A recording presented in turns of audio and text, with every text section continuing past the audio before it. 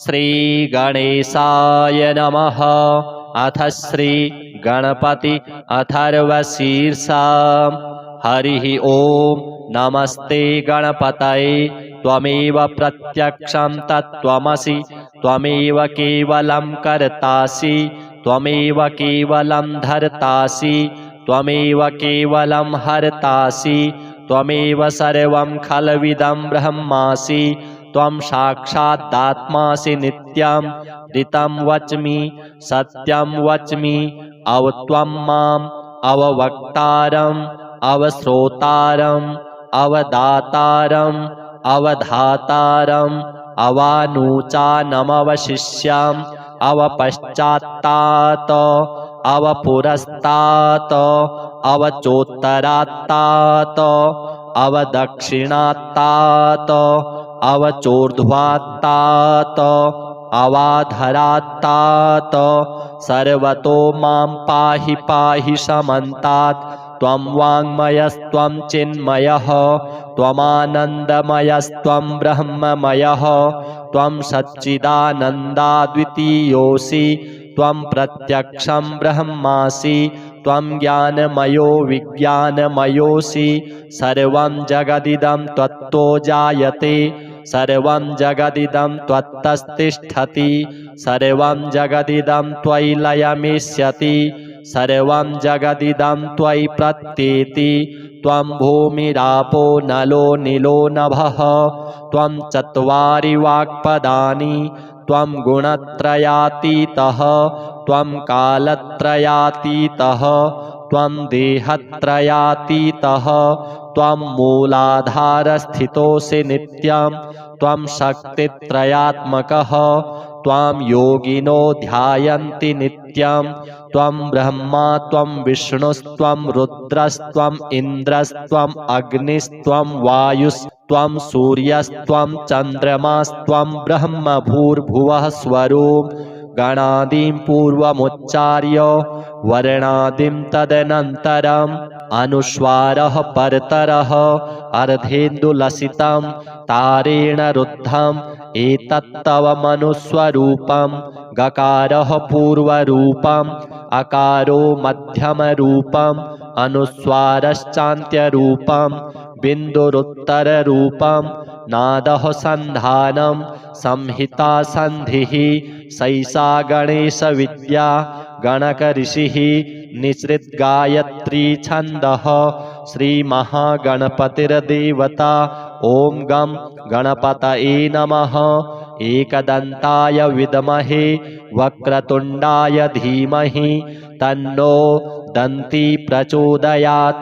एकदन्तं चतुर्हस्तं पाशमङ्कुशधारिणम् अभयं वरदं हस्तैर्बिभ्राणं मूषकध्वजं। रक्तं लम्बोदरं शूर्प कर्णकं रक्तवाससं। रक्तगन्धानुलिप्ताङ्गं रक्तपुष्पैः सुपूजितं। भक्तानुकम्पिनं देवं जगत्कारणमच्युतम्। आविर्भूतं च सृष्ट्यादौ प्रकृतेः पुरुषात् परम्। एवं ध्यायति यो नित्यं स योगी योगिनां वरः। नमो व्रातपतये नमो गणपतये नमः प्रमथपतये। नमस्तेऽस्तु लम्बोदरायैकदन्ताय विघ्नविनाशिने शिवसुताय श्रीवरदमूर्तये नमो नमः। एतदथर्वशिरो योधीते स ब्रह्म भूयाय कल्पते। स सर्वविघ्नैर्न बाध्यते। स सर्वतः सुखमेधते। स पञ्चमहापातकोपपातकात् प्रमुच्यते। सायमधियानो दिवसकृतं पापं नाशयति। प्रातर्धियानो रात्रिकृतं पापं नाशयति। सायं प्रातः प्रयुञ्जानो पापो भवति। धर्मार्थकाममोक्षं च विन्दति। इदमथर्वशीर्षमशिष्याय न देयं। यो यदि मोहात् दास्यति स पापीयान् भवति। सहस्रावर्तनाद्यं यम काममधीते तं तमनेन साधयेत्।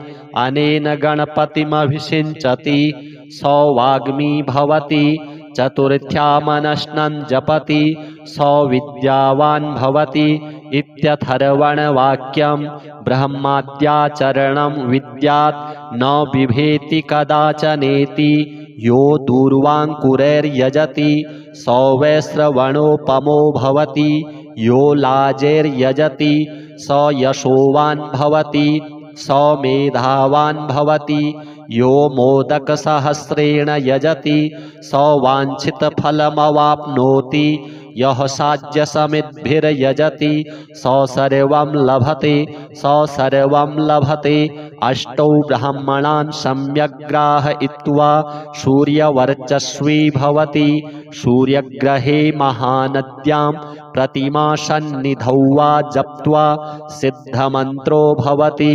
महाविघ्नात् प्रमुच्यते महापापात् प्रमुच्यते महादोषात् प्रमुच्यते स सर्वविद् भवति स सर्वविद् भवति य एवं वेद इत्युपनिषत्। अथ श्री लक्ष्मीनारायण अष्टोत्तर शतनाम स्तोत्र। श्रीर्विष्णुः कमलासारङ्गी लक्ष्मीर्वैकुण्ठनायकः पद्मालया चतुर्बाहुः क्षीराब्धितनयाच्युतः इन्दिरा पुण्डरीकाक्षा रमा गरुडवाहनः भार्गवी शेषपर्यङ्को विशालाक्षी जनार्दनः स्वर्णाङ्गी वरदो देवी हरिरिन्दुमुखी प्रभुः सुन्दरी नरकध्वंसी लोकमाता मुरान्तकः भक्तप्रिया दानवारिः अम्बिका मधुसूदनः वैष्णवी देवकी पुत्रो रुक्मिणी केशिमर्दनः वरलक्ष्मी जगन्नाथः कीरवाणी हलायुधः नित्या सत्यव्रतो गौरी शौरिः कान्तासुरेश्वरः नारायणी हृषीकेशः पद्महस्ता त्रिविक्रमः माधवी पद्मनाभश्च स्वर्णवर्णानिरीश्वरः सती पीताम्बरः शान्ता वनमाली क्षमानघः जयप्रदा बलिध्वंसी वसुधा पुरुषोत्तमः राज्यप्रदाखिलाधारो मायाकंसविदारणः महेश्वरी महादेवो परमा पुण्यविग्रहः रमामुकुन्दः सुमुखी मुचुकुन्दवरप्रदः वेदवेद्याब्धिजा माता सुरूपार्केन्दुलोचनः पुण्याङ्गना पुण्यपादो पावनी पुण्यकीर्तनः विश्वप्रिया विश्वनाथो वाग्रूपी वासवानुजः सरस्वती स्वर्णगर्भो गायत्री गोपिका प्रियः यज्ञरूपा यज्ञभोक्ता भक्ताभीष्टप्रदा गुरुः स्तोत्रक्रिया स्तोत्रकारः सुकुमारी सवर्णकः मानिनी मन्दरधरो सावित्री जन्मवर्जितः मन्त्रगोप्त्री महेश्वासो योगिनी योगवल्लभः जयप्रदा जयकरः रक्षित्री सर्वरक्षकः अष्टोत्तरशतं नाम्नां लक्ष्म्या नारायणस्य च यः पठेत् प्रातरुत्थाय सर्वदा विजयी भवेत्। अथ श्री विष्णु अष्टोत्तर शतनाम स्तोत्रम्। अष्टोत्तरशतं नाम्नां विष्णोरतुलतेजसः यस्य श्रवणमात्रेण नरो नारायणो भवेत्।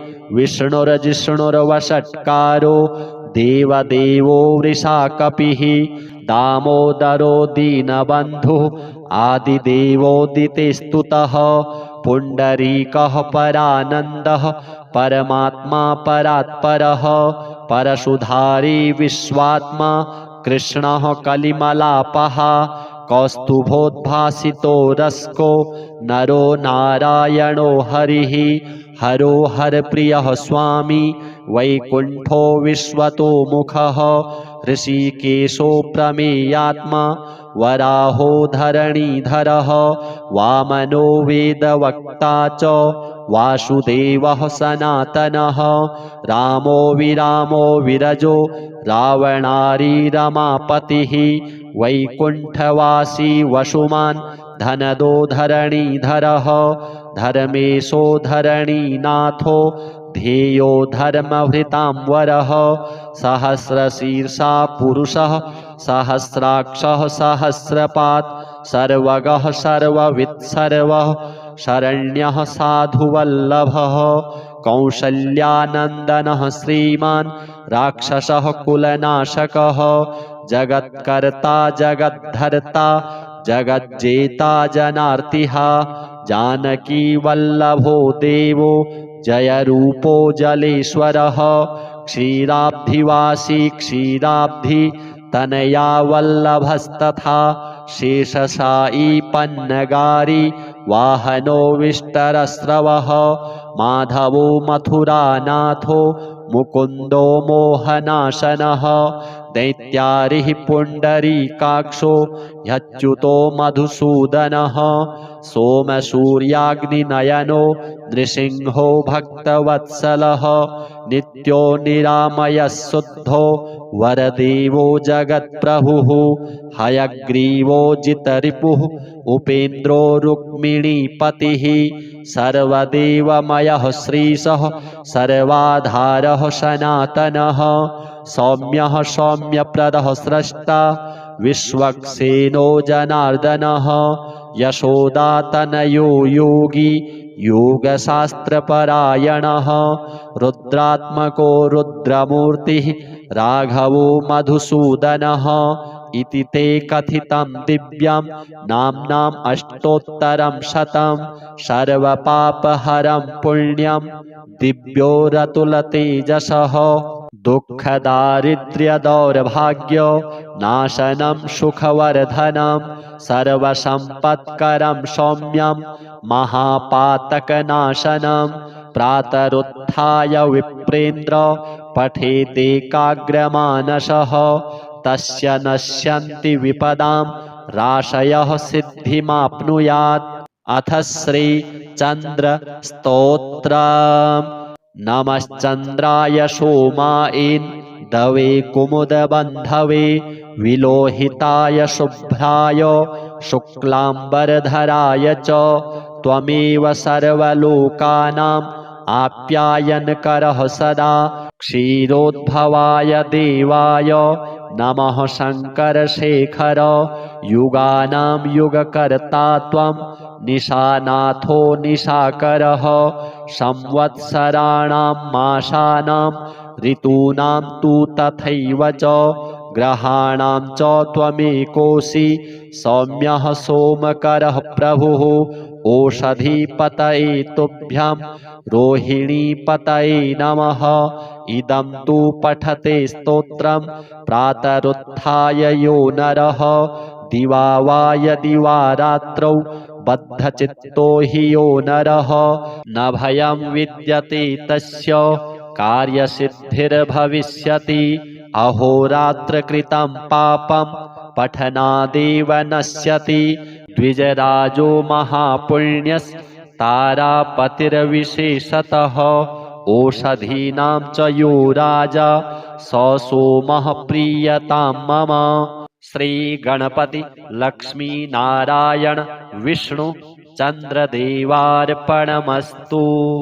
श्रीर्विष्णुः कमलासारङ्गी लक्ष्मीर्वैकुण्ठनायकः पद्मालया चतुर्बाहुः क्षीराब्धितनयाच्युतः इन्दिरा पुण्डरीकाक्षा रमा गरुडवाहनः भार्गवी शेषपर्यङ्को विशालाक्षी जनार्दनः स्वर्णाङ्गी वरदो देवी हरिरिन्दुमुखी प्रभुः सुन्दरी नरकध्वंसी लोकमाता मुरान्तकः भक्तप्रिया दानवारिः अम्बिका मधुसूदनः वैष्णवी देवकी पुत्रो रुक्मिणी केशिमर्दनः वरलक्ष्मी जगन्नाथः कीरवाणी हलायुधः नित्या सत्यव्रतो गौरी शौरिः कान्तासुरेश्वरः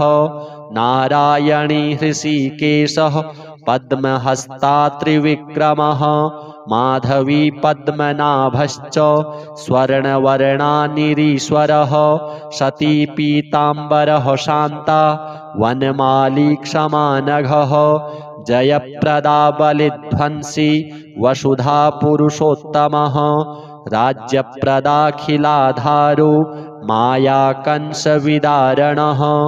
महेश्वरी महादेवो परमा पुण्यविग्रहः रमामुकुन्दः सुमुखी मुचुकुन्दवरप्रदः वेदवेद्याब्धिजा माता सुरूपार्केन्दुलोचनः पुण्याङ्गना पुण्यपादो पावनी पुण्यकीर्तनः विश्वप्रिया विश्वनाथो वाग्रूपी वासवानुजः सरस्वती स्वर्णगर्भो गायत्री गोपिकाप्रियः यज्ञरूपा यज्ञभोक्ता भक्ताभीष्टप्रदा गुरुः स्तोत्रक्रिया स्तोत्रकारः सुकुमारी सवर्णकः मानिनी मन्दरधरो सावित्री जन्मवर्जितः मन्त्रगोप्त्री महेश्वासो योगिनी योगवल्लभः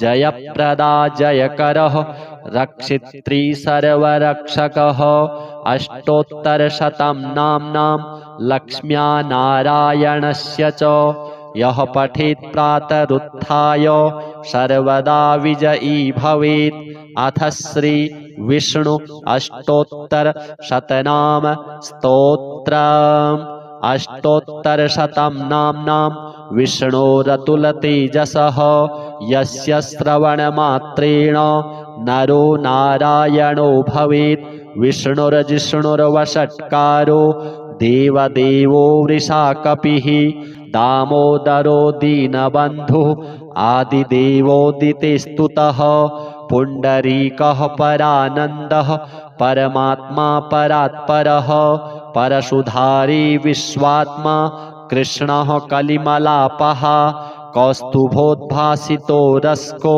नरो नारायणो हरिः हरो हरप्रियः स्वामी वैकुण्ठो विश्वतो मुखः ऋषिकेशो प्रमेयात्मा वराहो धरणीधरः वामनो वेदवक्ता च वासुदेवः सनातनः रामो विरामो विरजो रावणारी रमापतिः वैकुण्ठवासी वसुमान् धनदो धरणीधरः धर्मेशो धरणीनाथो ध्येयो धर्मभृतांवरः सहस्रशीर्षा पुरुषः सहस्राक्षः सहस्रपात् सर्वगः सर्ववित् सर्वः शरण्यः साधुवल्लभः कौसल्यानन्दनः श्रीमान् राक्षसः कुलनाशकः जगत्कर्ता जगद्धर्ता जगज्जेता जनार्तिः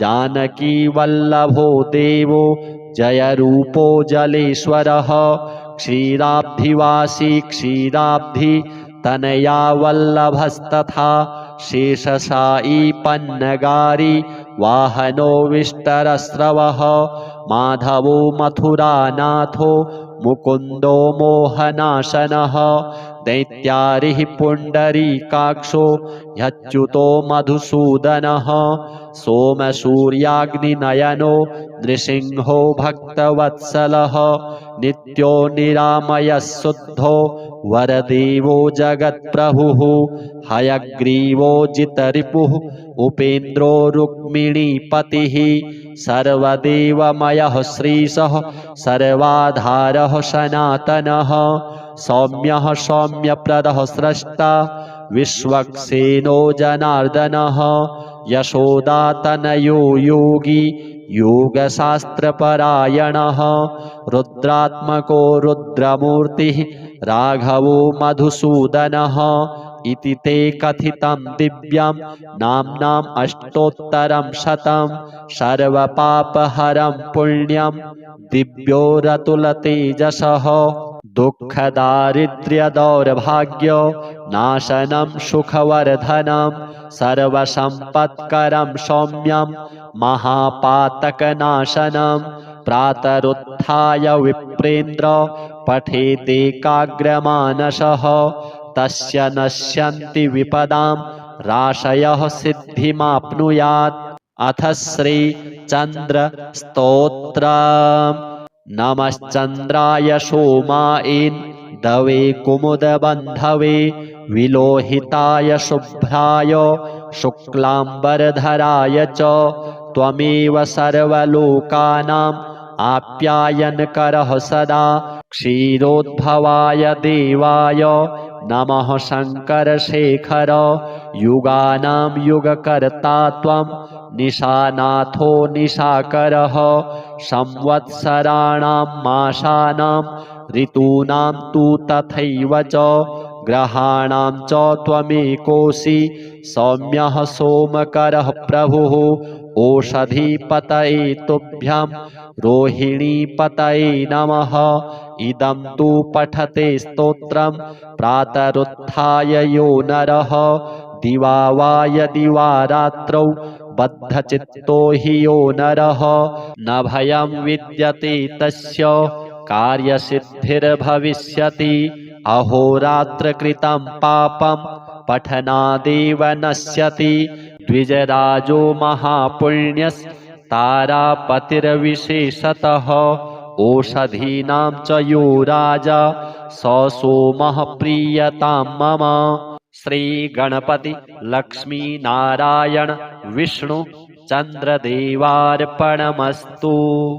श्रीर्विष्णुः कमलासारङ्गी लक्ष्मीर्वैकुण्ठनायकः पद्मालया चतुर्बाहुः क्षीराब्धितनयाच्युतः इन्दिरा पुण्डरीकाक्षा रमा गरुडवाहनः भार्गवी शेषपर्यङ्को विशालाक्षी जनार्दनः स्वर्णाङ्गी वरदो देवी हरिरिन्दुमुखी प्रभुः सुन्दरी नरकध्वंसी लोकमाता मुरान्तकः भक्तप्रिया दानवारिः अम्बिका मधुसूदनः वैष्णवी देवकी पुत्रो रुक्मिणी केशिमर्दनः वरलक्ष्मी जगन्नाथः कीरवाणी हलायुधः नित्या सत्यव्रतो गौरी शौरिः कान्तासुरेश्वरः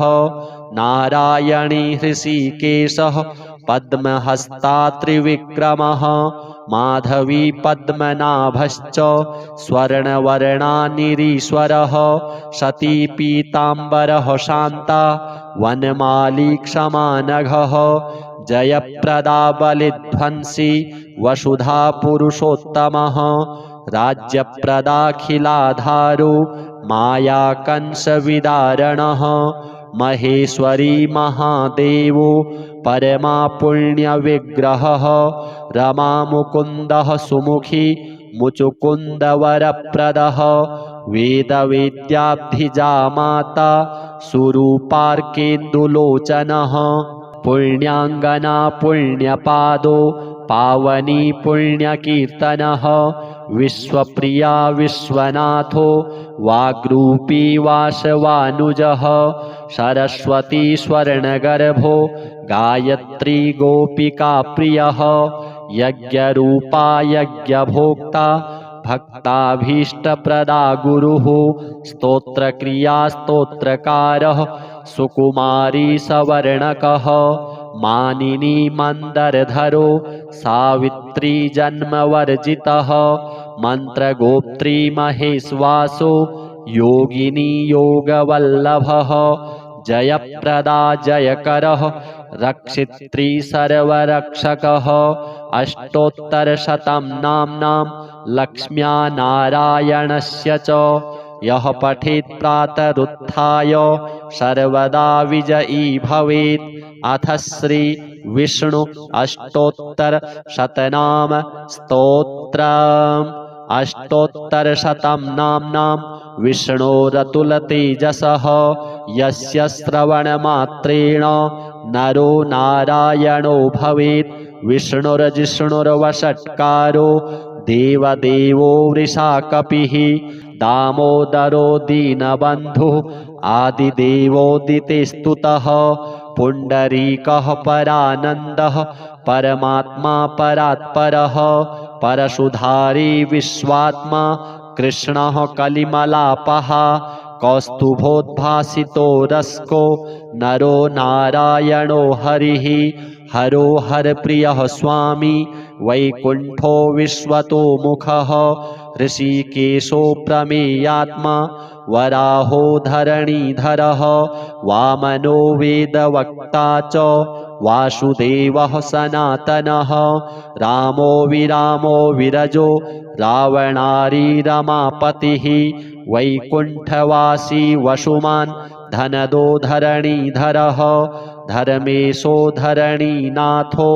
ध्येयो धर्मभृतांवरः सहस्रशीर्षा पुरुषः सहस्राक्षः सहस्रपात् सर्वगः सर्ववित् सर्वः शरण्यः साधुवल्लभः कौसल्यानन्दनः श्रीमान् राक्षसः कुलनाशकः जगत्कर्ता जगद्धर्ता जगज्जेता जनार्तिः जानकी वल्लभो देवो जयरूपो जलेश्वरः क्षीराब्धिवासी क्षीराब्धि तनया वल्लभस्तथा शेषशायी पन्नगारी वाहनो विष्टरस्रवः माधवो मथुरानाथो मुकुन्दो मोहनाशनः दैत्यारिः पुण्डरीकाक्षो ह्यच्युतो मधुसूदनः सोमसूर्याग्निनयनो नृसिंहो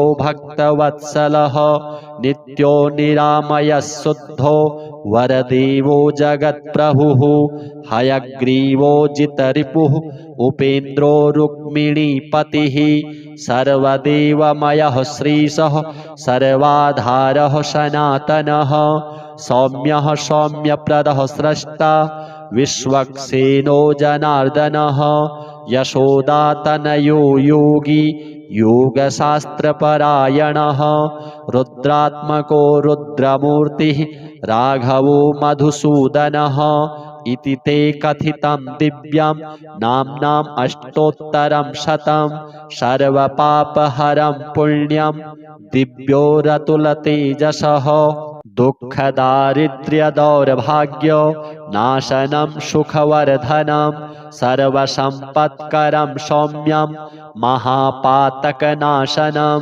प्रातरुत्थाय विप्रेन्द्र पठेतेकाग्रमानसः तस्य नश्यन्ति विपदां राशयः सिद्धिमाप्नुयात्। अथ श्री चन्द्र स्तोत्रम्।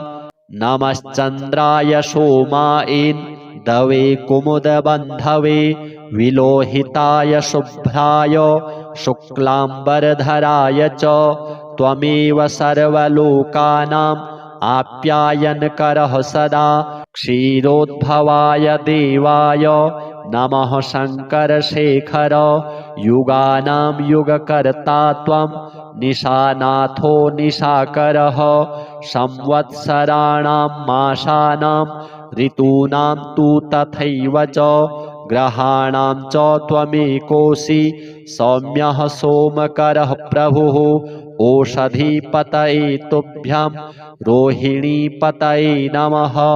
इदं तु पठते स्तोत्रं प्रातरुत्थाय यो नरः दिवा वा यदि वा रात्रौ बद्धचित्तो हि यो नरः न भयं विद्यते तस्य कार्यसिद्धिर्भविष्यति अहोरात्रकृतं पापं पठनादेव नश्यति द्विजराजो महापुण्यस्तारापतिर्विशेषतः ओषधीनां च यो राजा स सोमः प्रीयतां मम। श्री गणपति लक्ष्मी नारायण विष्णु चंद्रदेवार्पणमस्तु। श्रीर्विष्णुः कमलासारंगी लक्ष्मीर्वैकुंठनायकः पद्मालया चतुर्बाहुः क्षीराब्धितनयाच्युतः इंदिरा पुंडरीकाक्षा रमा गरुडवाहनः भार्गवी शेषपर्यंको विशालाक्षी जनार्दनः स्वर्णांगी वरदो देवी हरिरिन्दुमुखी प्रभुः सुंदरी नरकध्वंसी लोकमाता मुरान्तकः भक्तप्रिया दानवारी अंबिका मधुसूदनः वैष्णवी देवकी पुत्रो रुक्मिणी केशिमर्दनः वरलक्ष्मी जगन्नाथः कीरवाणी हलायुधः नित्या सत्यव्रतो गौरी शौरिः कान्तासुरेश्वरः नारायणी हृषिकेशः पद्महस्ता त्रिविक्रमः माधवी पद्मनाभश्च स्वर्णवर्णानिरीश्वरः सती पीताम्बरः शान्ता वनमाली क्षमानघः जयप्रदा बलिध्वंसी वसुधा पुरुषोत्तमः राज्यप्रदाखिलाधारो माया कंसविदारणः महेश्वरी महादेवो परमा पुण्यविग्रहः रमा मुकुन्दः सुमुखी मुचुकुन्दवरप्रदः वेदवेद्याब्धिजा माता सुरूपार्केन्दुलोचनः पुण्याङ्गना पुण्यपादो पावनी पुण्यकीर्तनः विश्वप्रिया विश्वनाथो वाग्रूपी वासवानुजः सरस्वती स्वर्णगर्भो गायत्री गोपिका प्रियः यज्ञरूपा यज्ञभोक्ता भक्ताभीष्टप्रदा गुरुः स्तोत्रक्रिया स्तोत्रकारः सुकुमारी सवर्णकः मानिनी मंदरधरो सावित्री जन्मवर्जितः मंत्रगोप्त्री महेश्वासो योगिनी योगवल्लभः जयप्रदा जयकरः रक्षित्री सर्वरक्षकः अष्टोत्तरशतं नाम्नां लक्ष्म्या नारायणस्य च यः पठेत् प्रातरुत्थाय सर्वदा विजयी भवेत्। अथ श्री विष्णु अष्टोत्तरशतनाम स्तोत्रम्। अष्टोत्तरशतं नाम्नां विष्णोरतुलतेजसः यस्य श्रवणमात्रेण नरो नारायणो भवेत्। विष्णुर्जिष्णुर्वषट्कारो देवदेवो वृषाकपिः दामोदरो दीनबन्धुः आदिदेवोदितेस्तुतः पुण्डरीकः परानन्दः परमात्मा परात्परः परशुधारी विश्वात्मा कृष्णः कलिमलापः कौस्तुभोद्भासितो रस्को नरो नारायणो हरिः हरो हरप्रियः स्वामी वैकुण्ठो विश्वतो मुखः ऋषिकेशो प्रमेयात्मा वराहो धरणीधरः वामनो वेदवक्ता च वासुदेवः सनातनः रामो विरामो विरजो रावणारी रमापतिः वैकुण्ठवासी वसुमान् धनदो धरणीधरः धर्मेशो धरणीनाथो ध्येयो धर्मभृतांवरः सहस्रशीर्षा पुरुषः सहस्राक्षः सहस्रपात् सर्वगः सर्ववित् सर्वः शरण्यः साधुवल्लभः कौसल्यानन्दनः श्रीमान् राक्षसः कुलनाशकः जगत्कर्ता जगद्धर्ता जगज्जेता जनार्तिः जानकी वल्लभो देवो जयरूपो जलेश्वरः क्षीराब्धिवासी क्षीराब्धि तनया वल्लभस्तथा शेषशायी पन्नगारी वाहनो विष्टरस्रवः माधवो मथुरानाथो मुकुन्दो मोहनाशनः दैत्यारिः पुण्डरीकाक्षो ह्यच्युतो मधुसूदनः सोमसूर्याग्निनयनो नृसिंहो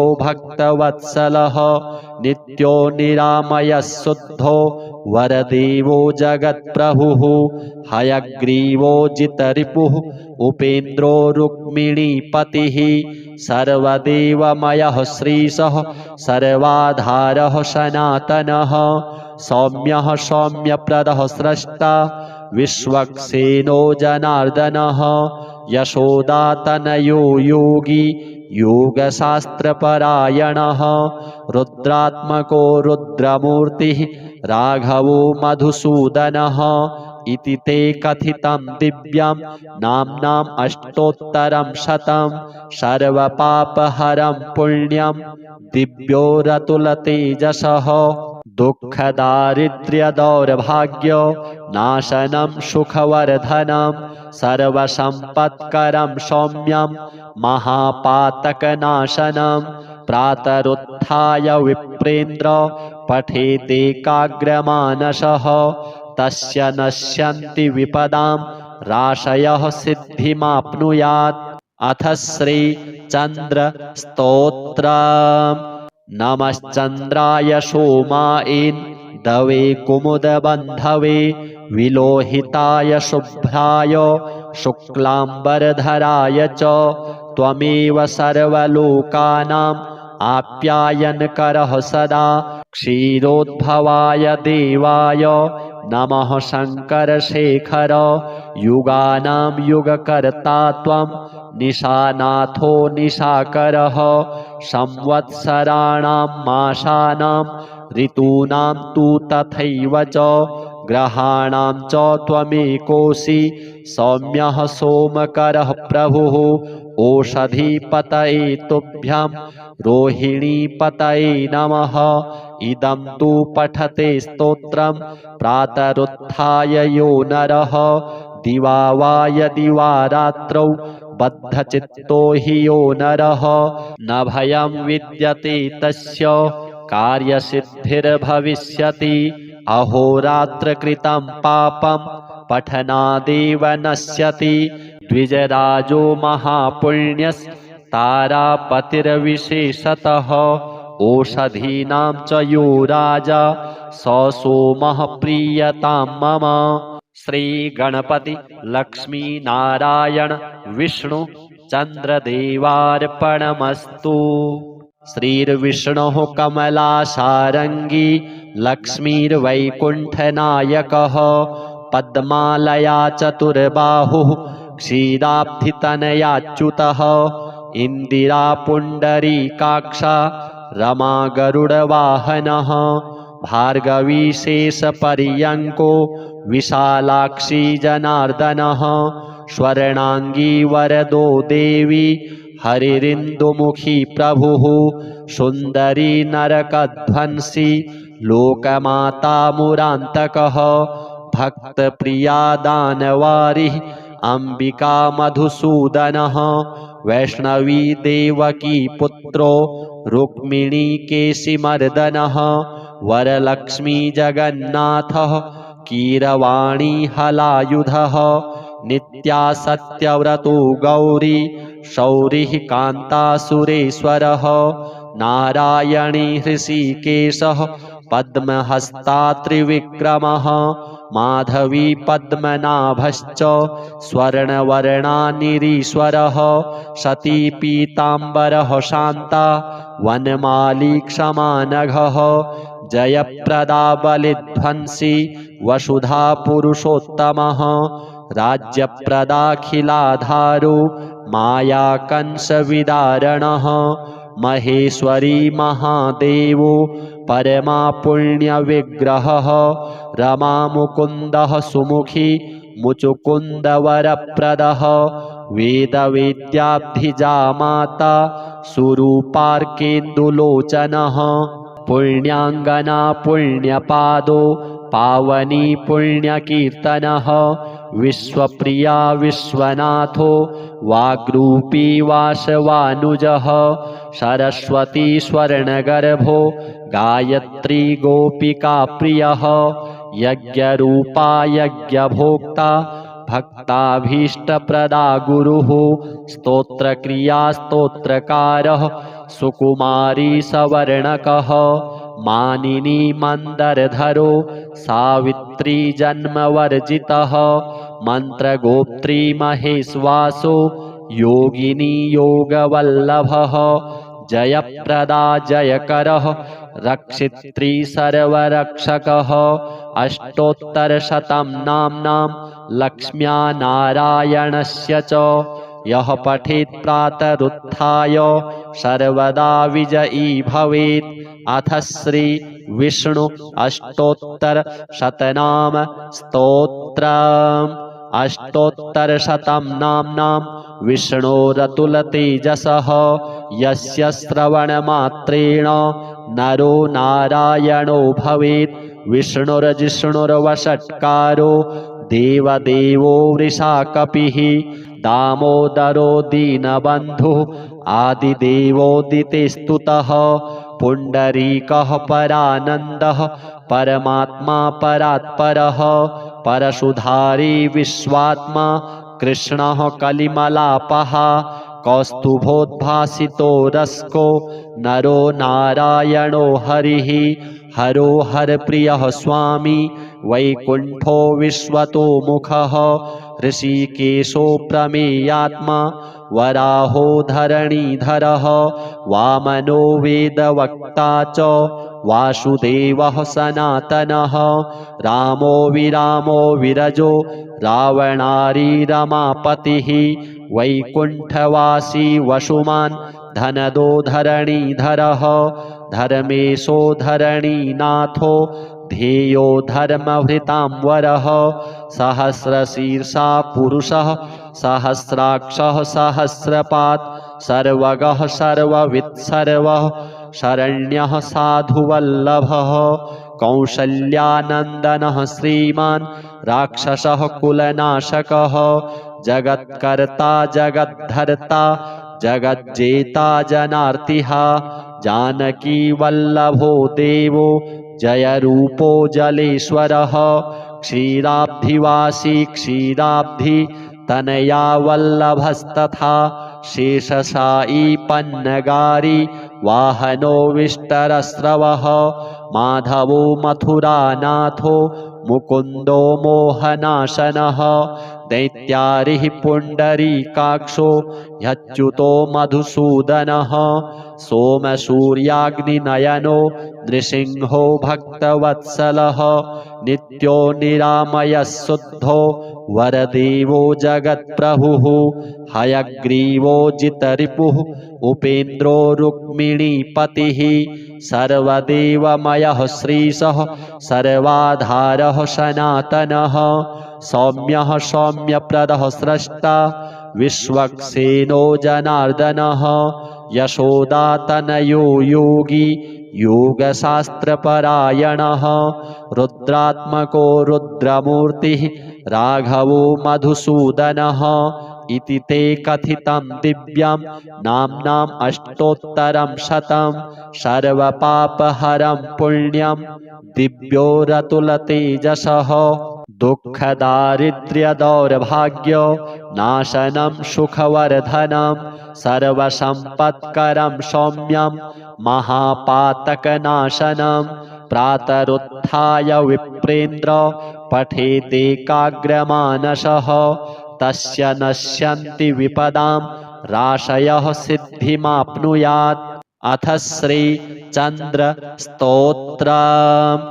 नमश्चन्द्राय सोमायेन्दवे कुमुदबन्धवे विलोहिताय शुभ्राय शुक्लाम्बरधराय च त्वमेव सर्वलोकानाम् आप्यायनकरः सदा क्षीरोद्भवाय देवाय नमः शङ्करशेखर युगानां युगकर्ता त्वं निशानाथो निशाकरः संवत्सराणां मासानां ऋतूनां तु तथैव च ग्रहाणां च त्वमेकोऽसि सौम्यः सोमकरः प्रभुः ओषधीपतये तुभ्यं रोहिणीपतये नमः। इदं तु पठते स्तोत्रं प्रातरुत्थाय यो नरः दिवा वा यदि वा रात्रौ बद्धचित्तो हि यो नरः न भयं विद्यते तस्य कार्यसिद्धिर्भविष्यति। अहोरात्रकृतं पापं पठनादेव नश्यति।